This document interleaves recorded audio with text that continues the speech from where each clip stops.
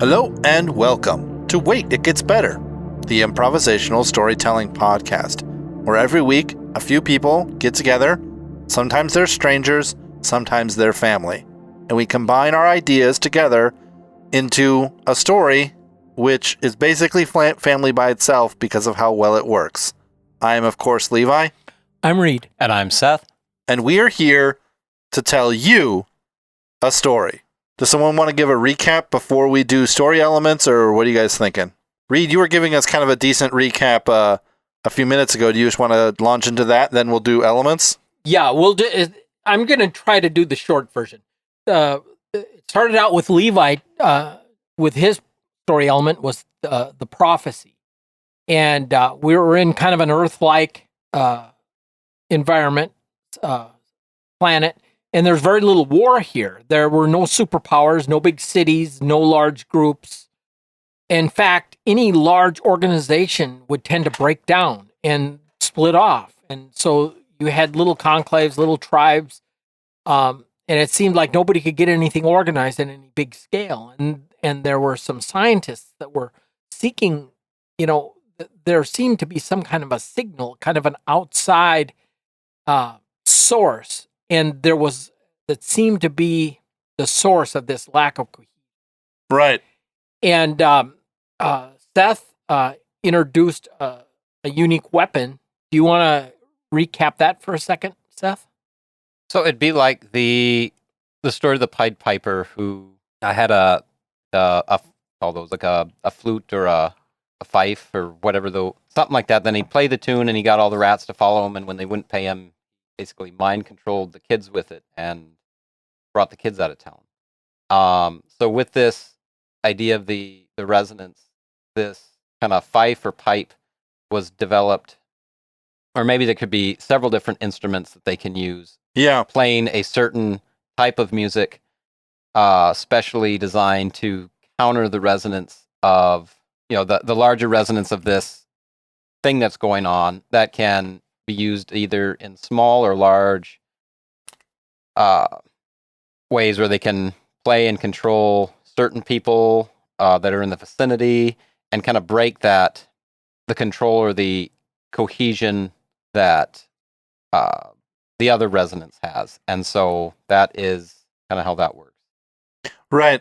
And then what did you have, Reed, last time? Well, I had something based on a book I'm reading, and I've been reading the Lightbringer series by Brent Weeks. And I picked just one aspect of that society. It was a magic system and the whole kind of hierarchy and religious order all kind of focused around the magic system.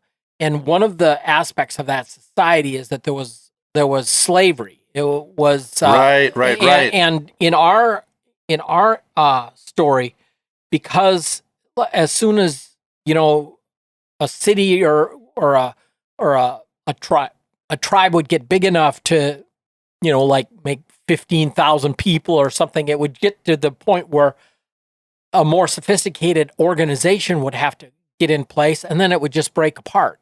And so there'd be little tribes and little clans and little gangs, and a strong man would gather together a group of guys, and they'd go Viking, and then they would raid others, and they would, they would steal slaves. And then there was a slave trade, and there was a tendency that because they were others, because they were from a different tribe or a different locality, and different from our people, then they were viewed as less than, and it perpetuated an atmosphere where slavery was tolerated and, in fact, expected. Right. Yeah, I remember we kind of came across that idea where slavery was kind of like the secret sauce. Because if a group of people could be convinced and grown up to believe that another group of people were essentially animals, they could kind of subvert this strange force that caused them to break apart, So they could get large-scale agriculture going and use slaves to do it, and use slaves for a lot of things in order to sort of subvert this thing. I think it was like 10,000 people. After 10,000 people kind of came together as a cohesive group, everything started to break apart. If I remember correctly, I thought that the villain was going to had the weapon. I have Villian this week.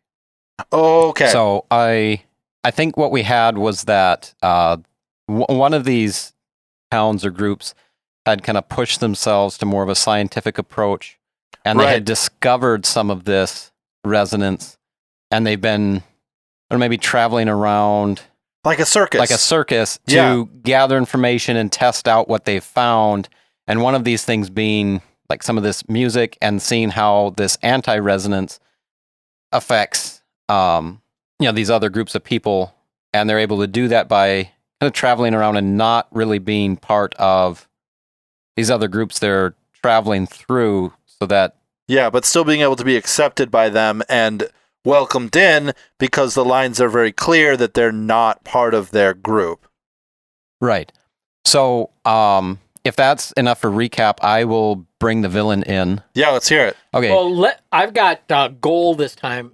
Let me just get that out of the way first, and then we'll get back to our story.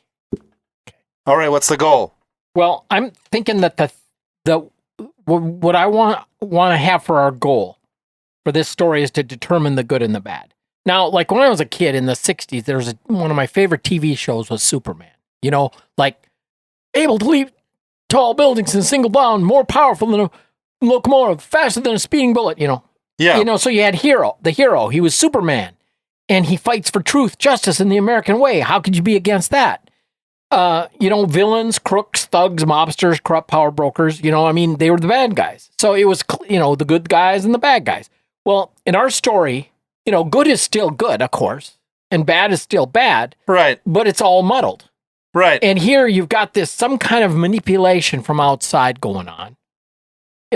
So on the surface of everything, that seems bad. And yet you've got a society that tends toward strong men, thug leadership, where, you've got slaves, you've got balkanization, you've got clans, you're not getting anything accomplished, society wise.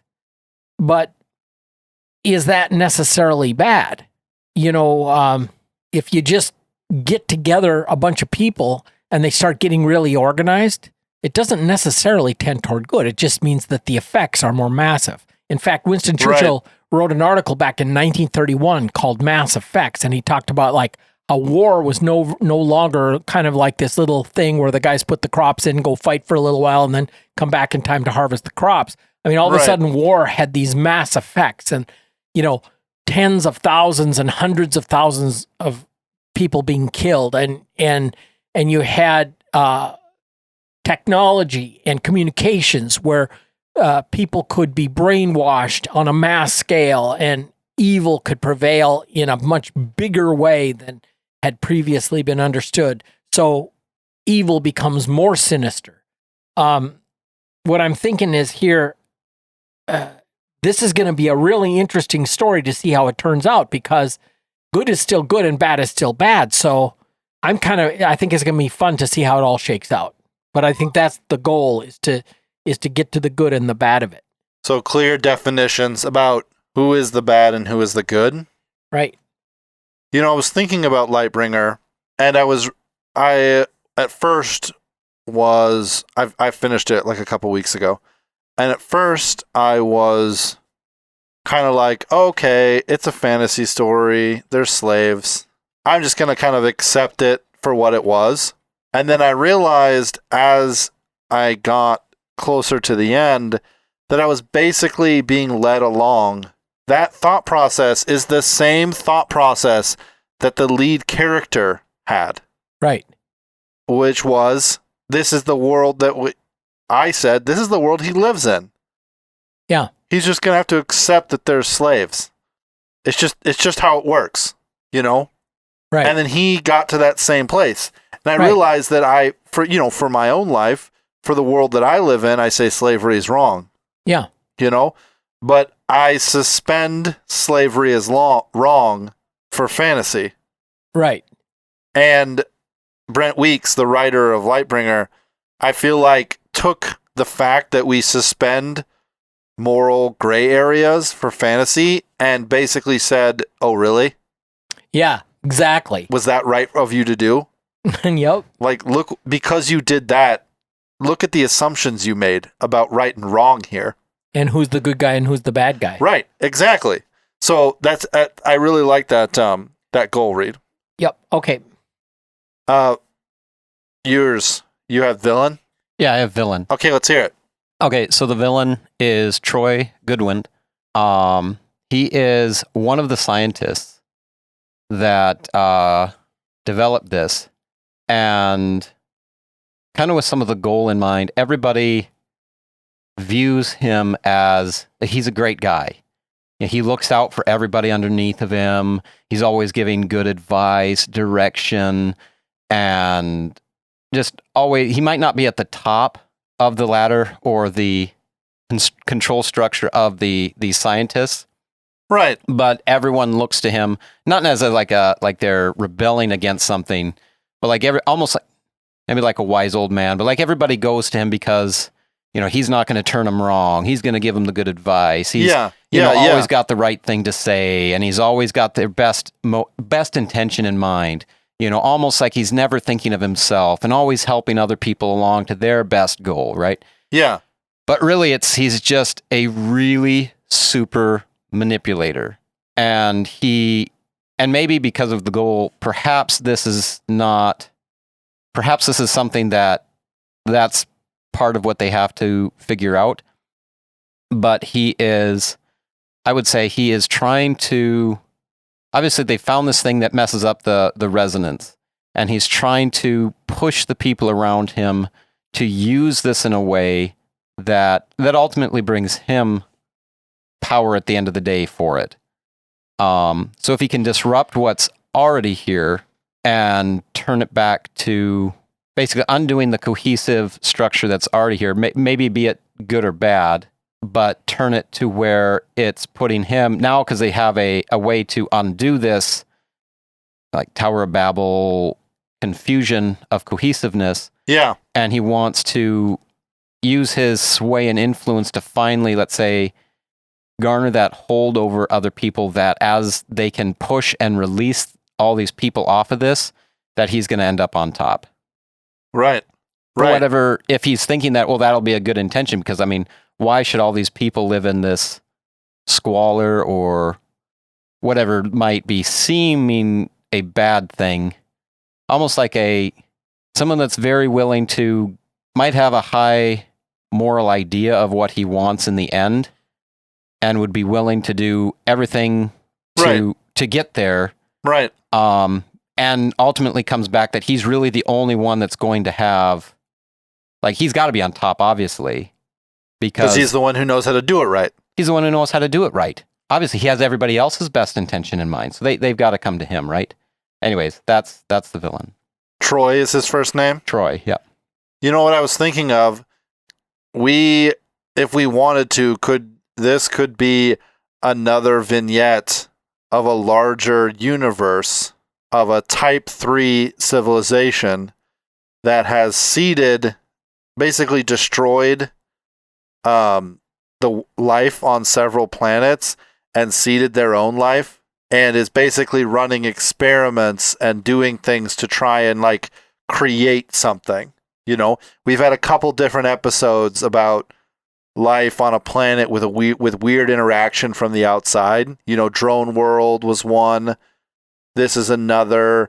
It's a theme that arises that we've done a lot. And I don't know if it's just from our mix of sci-fi reading. I've been reading Dune. Reed was talking about reading Dune. Seth just watched the Dune movie. We've talked about it. I just bought half of the Dune books. Yeah. It's like, are we ourselves being controlled to think about this and make a story about this? And then if we are, that's fine. But I don't know if we wanted to. We should just explore in the future some sort of larger picture of all these stories and how they all connect, and then maybe try to intentionally make the story of the Type 3 civilization that is doing all of these things. And who knows, perhaps we already have it in one of our old episodes. Right, if you exactly. know exactly which one this is, please tell us. Yeah, I want to hear about which civilization evolved into being the one to seed life on the planets. Anyways, I was just thinking it'd be incredibly repetitious for us to say, well, these are drones, from the last story, and they're finding their own, reality. So I'm not going to, that's not, I don't think, the place we're going to go. It's going to be difficult. I think I mentioned it in the last episode, how I'd kind of repeated, I had some repeated stuff. So I'm going to do my best to be original.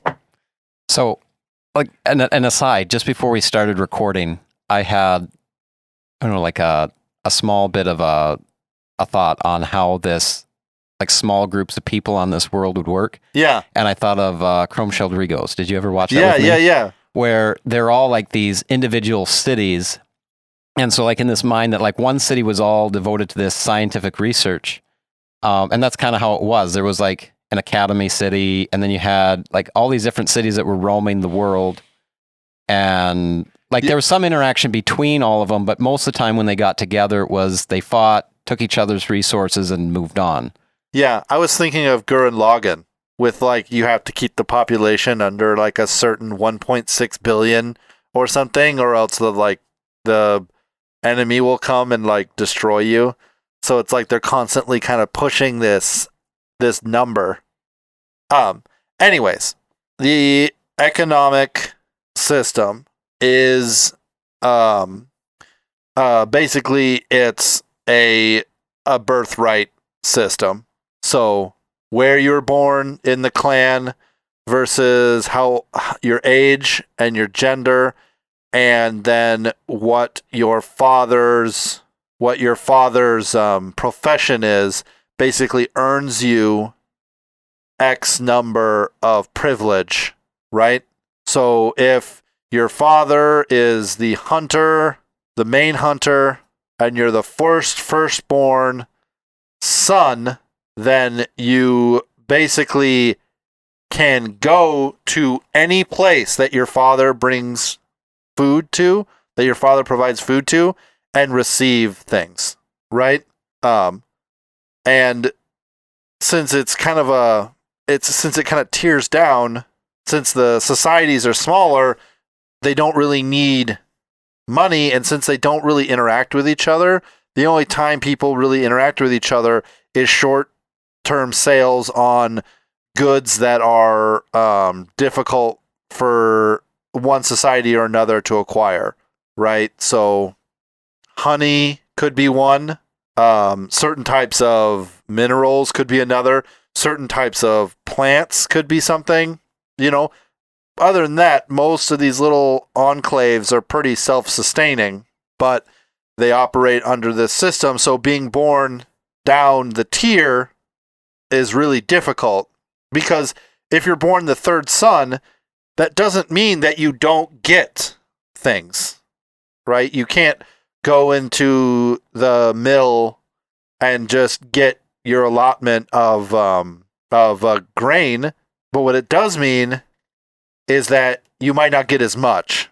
Or the lower down the tier you are would push you farther out of society. So if a society got closer to that number, that's a really good idea. You would be the ones that are pushed out. This is a really, really weird thing. So I almost used something very similar, except as the weapon last time, but decided to save it for a different time. Oh, that's fun. So I think this is funny. Yeah, just so we're clear, we did not talk about this at all. But I was just trying to think of this system but what that also does is it rewards the achievers, and it encourages the head to train his firstborn in whatever accomplishment so that he can kind of keep his name going. But I like that idea that the farther down they get, the more ostracized they are. And it's not like you can't acquire things. It's just more difficult to, So people are constantly kind of vying for like who's the most important person in the clan. It's like the head honcho of the clan might be different in the winter than it is in the summer. Because in the summer it's the beekeeper, and in the winter it's the trapper. Because it's like who's contributing most, and therefore whose children are in most kind of prominence. It lends itself to a lot of sort of dynasty style passing on. Once you're at the top, if you can like stay at the top and then you get like a daughter, it's your second oldest daughter, you marry her to this guy so that you like have that as part of your sort of system. And so therefore you're still in a place of prestige when it comes around to the winter, and then your son has a son. And then, it's like you want to have kids, but you don't want to have too many kids, because if you have too many kids, then people start to feel like things are fracturing. Even if there's only 1,500 people in your clan, in your village, people like, oh, we've had like 5 births, in the last couple of days. And it's like people are feeling kind of like, wait, you're a new person, like very distrustful of new people. Like, this kind of psychologically self-isolating. So I would think it'd be kind of funny if someone came out of kind of this deep-seated, like, this thing is owed to me because I am the oldest. And then they kind of, maybe they join the circus, or they travel to a place where trade is more accepted, and maybe the oldest gets preferential trade, or or maybe this economic system is just where like the hero is from, and then he leaves there and then has to like deal with the fact, it's like, well, I don't care how old you are. Like, don't you know who my father is? And it's like, who cares who your father is? Do you have silver or not? And it's like, well, I have silver because I like the way it looks, because I don't have any reason to believe that silver is valuable, because I am valuable because I am the second. The eldest miller's son of the eldest miller's son of the eldest miller's son for millennia. Yeah. So that's just kind of what I was playing around with. But I like what you said, where you would, the more children you get, the more ostracized they start to be, and the less kind of privilege they start to get, and they start to being pushed out of society. So economic system. Instead of the 7th son being somehow cherished, that's like the beginning of the crime family. Yeah, exactly. Because you're forced into the back alleys to wheel and deal. Yeah. So I really feel like how I feel this story is taking shape is that the hero, who I believe should be like the third oldest, not quite the oldest, but like just enough down where it's starting to get kind of like scornful. It's kind of getting kind of like, well, you don't have the burden of carrying anything along, but you're not yet far enough down in how many children your family has that you're like kicked out of society. Kind of like I don't mean to be mean about this, but kind of like Joshua and the Coat of Many Colors. Joseph. That's who I meant. Kind of like Joseph, where he dwelt among the tents. He was like the privileged son because maybe he was beautiful and his mom liked him, and so he got and he was the oldest son of Rachel, and Rachel was the favored one. Right. It could even be something kind of like that, where the father had children and then the wife died, and then he got married to someone in his older age and had sired one more child, and so he's kind of like this privileged child who gets treated in a lot of ways like the oldest because he is his mother's oldest, but he's not his father's oldest. And so he's kind of in this weird place. And then when the circus comes through town, and then they, do their weird displays and play their strange music, which make people kind of feel weird. And, as people like experience the frequency shift as they are no longer sort of bound by this thing, maybe he, in a fit of like, I'm going to prove myself, joins the circus, which of course they're like, of course we want you to join, we definitely want you to join. It's kind of funny. My grandfather was a preacher. So one of the perks was his kids got to go to like expensive church schools. Ah. So my two old aunts, of course, they married pastors because that's what the daughters of the pastor were supposed to do. But then the oldest boy, he became a lawyer. My dad was supposed to be a doctor. Only he is like second year of college. The circus came to town and he went and he loved it. And he grew up in a little town, didn't have a lot of, it wasn't like there was much in the way of entertainment, no internet, etc. Right? We're talking the Depression, Well, he goes back to the circus and brings his horn and sits in with a band and gets hired on the spot. Oh my gosh. And he is sitting there like he is going to be able to go. He's in Fargo at the Barnum Bailey Circus, and he could like go and join the circus and be in the circus band and just kind of blow the whole family structure thing. Right. And he didn't, but decided to stay in school and do the thing. But I wonder if he ever regretted it. He did bring it up from time to time. He's a very good trumpet player. And he was a doctor, that's what he did for his career, but he sure loved playing his horn. But it's a different life, He wouldn't have married, he'd have probably married a different girl. What would have I wouldn't. Right. Right. He'd have been traveling with the circus, right? It's kind of a different life, right, than being a doctor. From what I understand, traveling with the circus is different than being a doctor. Yeah. Or a pastor. Yeah. Yeah. So we could have him have some strange skill, right? He could have perfect pitch. Yeah. That could be like a weird thing that, is not super recognizable, but the scientists, aka the circus performers, could be like, well, this guy could be like valuable to us as we try to like fine tune this whole instrument, music, sound based thing. And so he, in a fit of rebellion against his family structure, decides to join the circus and then promptly realizes how incredibly different the entire world is compared to what he thought it was. Yeah. So, do we want to... I like this. This is like a middle of the story or like a beginning of the story. Do we want to call it here, or do you guys have any interesting things to add? I think, having, maybe not here, but having at least one more that brings it. Yeah, so do you guys want to do another one under this theme? I think so. Yeah. Perfect.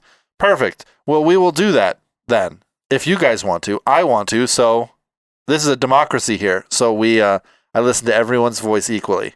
Ladies and gentlemen, thank you so much for joining us for this episode of Wait It Gets Better. If you liked this episode and you thought it was good, and you liked the last episode and you thought that was good, you should tell a friend. Tell a friend about us, and we will say thank you the next time we see you in person. If you didn't like this episode, tell us about us. Tell us about it at waititgetsbettercast@gmail.com or add us on Twitter at getsbettercast. If you don't want to talk to us, but you still want to feel like we didn't do a good enough job, I would say just wait. It gets better.